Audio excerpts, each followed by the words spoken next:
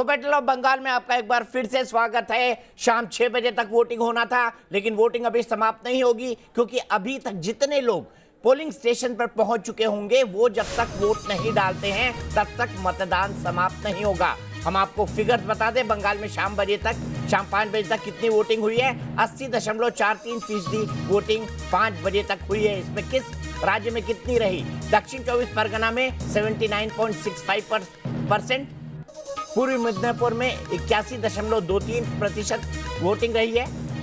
इसके अलावा पश्चिमी मिदनापुर में 78.02% मतदान हुआ है। वहीं अगर हम नंदीग्राम की बांकुरा में 82.92% वोट पड़े हैं, नंदीग्राम में 80.79% वोट पड़े हैं और इसके 90% तक जाने की संभावना है। बंगाल में शाम 5 बजे तक बम्पर वोटिंग हुई है। एक बार फिर से मैं अपने पैनल को इंट्रोड्यूस करा देता हूं। वरिष्ठ पत्रकार राहुल देव, एनके सिंह साहब मेरे साथ है, बादल देवनाथ लीडर टीएमसी के और माधवी अग्रवाल लीडर बीजेपी की मेरे साथ है। मेरे सहयोगी विद्यानाथ झा जुड़ चुके हैं और साथ ही साथ तपस भी मेरे साथ मौजूद है। विद्या, सबसे पहले आपसे जानना चाहूंगा, 2 महीने बिता चुके हैं आप पश्चिम बंगाल के अंदर, बड़े खूबसूरत दिखाई दे रहे हैं, बड़े हैंडसम लग रहे हैं इस बंगाली कुर्ते में। मुझे सबसे पहले ये बताइए, 2 महीने के बाद आपका इंप्रेशन क्या कहता है? दूसरे दौर की वोटिंग के बाद क्या संकेत मिल रहे हैं अब तक बंगाल की धरती से? दीपक जी, लगभग 2 महीने तक यहां बिताने के बाद अब जो मैं महसूस कर रहा हूं, देखिए दूसरे चरण का जो मतदान है आज लगभग अब खत्म होने वाला है। 80% से ज्यादा, जैसा कि आपने बताया है, वोटिंग हो चुकी है। 2 महीने में इतना बंगाल बदल गया है कि आप समझिए कि दीदी जी इतनी कॉन्फिडेंट 2 महीने पहले नजर आ रही थी, उनका कॉन्फिडेंट कहीं ना कहीं हिलता हुआ नजर आ रहा है और उसकी बानगी, उसकी तस्वीर आज हमने देखी है। चाहे वो मीडिया के ऊपर हमला हो, चाहे वो बीजेपी के कार्यकर्ता या फिर बीजेपी के नेताओं के ऊपर हमला हो। दूसरी तरफ हमने देखा है कि बीजेपी के कार्यकर्ता जो पहले दबे हुए महसूस करते थे, बीजेपी के कार्यकर्ता जो मुखर नहीं थे, वो अब मुखर हो चुके हैं। तीसरी बड़ी बात दीपक जी, इस 2 महीने में यह हुआ है कि बड़ी संख्या में जो लोग डरे हुए ये सोच रहे थे कि क्या वो वोट कर पाएंगे या नहीं कर पाएंगे, पोलिंग बूथ पर जाकर उन्हें वोट करने में कोई खतरा तो होगा या नहीं होगा, अभी बड़ी संख्या में ऐसे लोग अपने घर से बाहर निकले हैं और यही वजह है कि हमने देखा है कि वोटिंग प्रतिशत में एक रिकॉर्ड और इजाफा हमने देखा है। चाहे पहले चरण की बात कर लें, चाहे दूसरे चरण में अब तक जितनी वोटिंग हुई है। एक और बड़ी बात यह है पश्चिम बंगाल में जो मैं महसूस कर रहा हूं कि लोग कहीं ना कहीं बदलाव की तरफ बढ़ रहे हैं। देखिए, पहले दीदी को इस बात को लेकर कॉन्फिडेंट थी दीदी कि एक तबका ऐसा है, एक वर्ग ऐसा है जो उनके साथ खड़ा है, लेकिन जब दीदी को यह महसूस होने लगा दीपक जी कि वो तबका और उस तबके में कहीं ना कहीं सेंध लगना शुरू हो चुका है और वो तबका भी पूरी तरीके से दीदी के साथ खड़ा नहीं है और दीदी को अगर वो सपोर्ट भी करता है तो दीदी सत्ता में आने से बच सकती है, वो कहीं ना कहीं रुकावट खड़ा हो सकता है। और दूसरी तरफ जो बीजेपी की पॉलिटिक्स थी, बीजेपी ने जिस आधार पर, जिस तरीके से यहां पर आक्रामक तरीके से पॉलिटिक्स शुरू की थी, उसका अंजाम यह हो सकता है कि बीजेपी सत्ता में आ सकती है। तो दीदी ने, चाहे वो अपना गोत्र बताना हो, चंडी पाठ करना हो, या फिर दीदी ने जो भी जुमला, जो भी हथियार, जो भी दाव हो सकता था वो आजमा दिया दूसरे चरण के चुनाव से पहले। लेकिन आज जो तस्वीर हमने देखी है, नंदीग्राम की तस्वीर हमने देखी है, नंदीग्राम से बाहर की जो तस्वीर हमने देखी है, उससे कहीं ना कहीं दीपक जी ये लग रहा है कि पश्चिम बंगाल में दीदी को अब खतरा महसूस होने लगा है। खासतौर से नंदीग्राम के चुनाव में दीदी ने जिस तरीके से दोपहर में जाकर वो बाहर आई, दोपहर तक वो इंतजार करती रही। क्यों इंतजार करती रही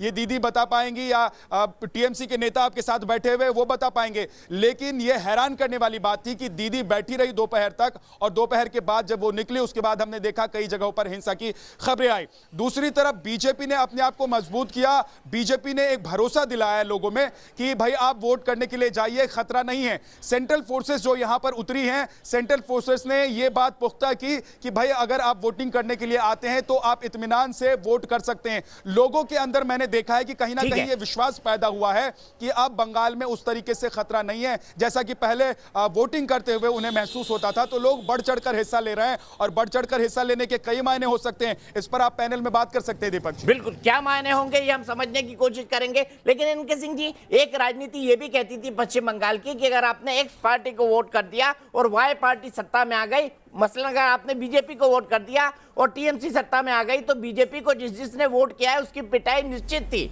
क्या इस डर से अब बंगाल के लोग उबर चुके हैं? विद्या जो बता रहे हैं उसके बाद क्या ऐसा महसूस हो रहा है कि थोड़ा सा बदलाव इस डर के अंदर दिखाई दे रहा है जिस तरीके से लोग निकलकर सामने आए हैं? दीपक दीपक जी, बड़ा गहरा सवाल है, इसका बड़ा ही उतना ही गहरा जवाब भी देना पड़ेगा। दरअसल बीजेपी की सबसे बड़ी प्रॉब्लम ही यही थी, क्योंकि जो उनका वोटर था उसको ये डर था कि अगर दीदी फिर आ गई तो देखिए वहां वेस्ट बंगाल की पॉलिटिक्स में लुम्पेनाइजेशन ऑफ सोसाइटी और उसका जो सत्ता होता है उसके साथ एक नेक्सस हो जाता है, जिसमें कि लुम्पेंस जो होते हैं वो कैडर के फॉर्म में पैसा वसूलते हैं, करप्शन करते हैं और स्टेट क्राफ्ट में वो पूरा उनका शिरकत रहता है, शेयर रहता है। तो इसलिए डर हर आदमी रहा था। यही वजह है कि डे वन से बीजेपी ने कहना शुरू किया 200 सीटों से ज्यादा लाएंगे। मतलब ये एश्योरेंस दे रहा था कि नहीं, आप चिंता न कीजिए, आप वोट दीजिए, सरकार हम ही बनाएंगे। और आज आप उसका देखें, सेंट्रल फोर्सेस, मैं एक एवरेज कैलकुलेट कर रहा था तो हर बूथ में एवरेज 100 से ऊपर सेंट्रल फोर्सेस है। और इसका नतीजा क्या हुआ? अभी आपने बताया कि 90% वोट, ये रिकॉर्ड वोट होगा। अगर इनेबलिंग प्रोविजन इतना है, अगर इनेबलिंग बंदोबस्त इतना है कि जनता सड़क से उस डर से निकल के आ रही है, बूथ जा रही है, तो ये कहना गलत होगा कि साहब हमारे आदमियों को रोक लिया गया है। अब क्या 100% और 200% वोट होगा? वोट तो 100 में ही तो होगा ना। तो लिहाजा अगर 90% हो रहा है तो हर आदमी वोट दे रहा है और पूरे उन्मुक्त तरह से वोट दे रहा है, भरोसे से वोट दे रहा है। इसलिए इलेक्शन कमीशन पे आरोप लगाना मुझे लगता है बड़ा ही हल्का लगेगा। यही इलेक्शन कमीशन है, फर्स्ट फेज में कुछ भी नहीं हुआ था और आज भी ऐसा क्या हुआ है, थोड़े बहुत वायलेंस हुए, ये उस सोसाइटी का कल्चर है, क्योंकि एग्रेसिव सोसाइटी है और ये आज से नहीं है। फ्रीडम मूवमेंट में भी उतना ही एग्रेशन दिखाई दिया। आपने देखा बंगाल का कल्चर क्या था, किस तरह फ्रीडम मूवमेंट में वो कूदे थे और एग्रेशन के साथ कूदे थे। तो ये उसका पॉलिटिकल कन्वर्जन है इस एग्रेशन का, ठीक है। और इसको कोई इलेक्शन कमीशन नहीं रोक सकता। सीधे राहुल जी के पास चलता हूं। राहुल जी मुझे बताइए, 90% अगर वोट हो रहा है तो इसका मतलब इलेक्शन कभी। जी राहुल जी, मैं आपसे जानना चाहता हूं, सेक्युलर राजनीति की ममता बनर्जी सबसे बड़ी खिलाड़ी रही है, लेकिन इस बार कलमा उनको कम पढ़ना पड़ा, चंडी पाठ ज्यादा करना पड़ा, बार बार मंदिरों में जाना पड़ा। आपने ये भी देखा होगा 2019 में किसी भी पॉलिटिकल पार्टी में ये नहीं कहा था कि धर्मनिरपेक्षता के नाम पर वोट दो। क्या देश के अंदर जो सो कॉल्ड धर्मनिरपेक्षता की राजनीति होती थी उसका पटाक्षेप होना शुरू हो चुका है? हाँ, ये कहा जा सकता है दीपक कि जो कांग्रेसी शैली की पंथ निरपेक्षता थी, और हमें धर्मनिरपेक्षता शब्द का इस्तेमाल से जरा बचना चाहिए क्योंकि अपने संविधान में भी वो नहीं है। लेकिन लोग धर्मनिरपेक्षता बोलते रहे, पंथ निरपेक्षता शब्द का इस्तेमाल किसी भी पॉलिटिकल पार्टी में सर आज तक नहीं किया है। ठीक है, उन्होंने नहीं किया होगा, हम पत्रकार हैं, हम कर सकते हैं और हमें करना चाहिए। तो जो कांग्रेसी पंथ निरपेक्षता थी, जो उसकी शैली अब तक रही थी, वो तो अब ध्वस्त हो गई है, बिल्कुल मानना ही पड़ेगा। पूरे देश में एक प्रदेश के बाद दूसरे प्रदेश में अब इसके उदाहरण मिल रहे हैं। अभी जो आखिरी मोर्चा बचा है वो मुझे लगता है कि दक्षिण भारत बचा है, वहाँ भी कुछ हमें इस चुनाव के बाद संकेत मिलेंगे। तो लेकिन जो वाम बंगाल का मामला थोड़ा अलग रहा है। वहाँ वो दूसरे देश के दूसरे हिस्सों से भी वहाँ की राजनीति भी अलग रही है, समाज भी बड़ा अलग है।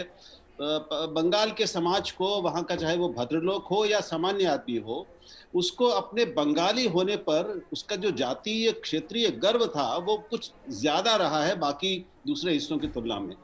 तो उसमें ये पंथ निरपेक्षता जैसी चीज वो थोड़ी छुप भी जाती थी, लेकिन अब वो भी थोड़ा कम हुआ है। जरूर ममता ने लगातार, उनकी कोशिश ये रही है कि वो जमीन भूमिपुत्र होने की, बंगाल की बेटी होने की इस भावना को भुनाएं और उसको भड़काएं और फिर भुनाएं। लेकिन जो हमें दिख रहा है, जो रिपोर्ट्स आपके यहाँ भी आ रही हैं, उससे दिख रहा है कि ध्रुवीकरण अब उस तरह का नहीं हुआ है। अब ये बाहरी और भीतरी वाला ध्रुवीकरण एक लाने की कोशिश उनकी ओर से हुई, और एक हम कह सकते हैं कि सांप्रदायिक ध्रुवीकरण वहाँ पे हुआ है। कैसे हुआ ये भी हम जानते हैं, लंबी प्रक्रिया है। तो लेकिन वह पुरानी पंथ निरपेक्षता और उसकी जो राजनीतिक एक अदा होती थी वो अब खत्म हो गई है। और ममता को भी स्वीकार करना पड़ा इसको। उनका अपना व्यवहार पिछले 15 दिन का, 1 महीने का देख ले तो वो ये मानना ही पड़ेगा कि अब वो खत्म हो गया है।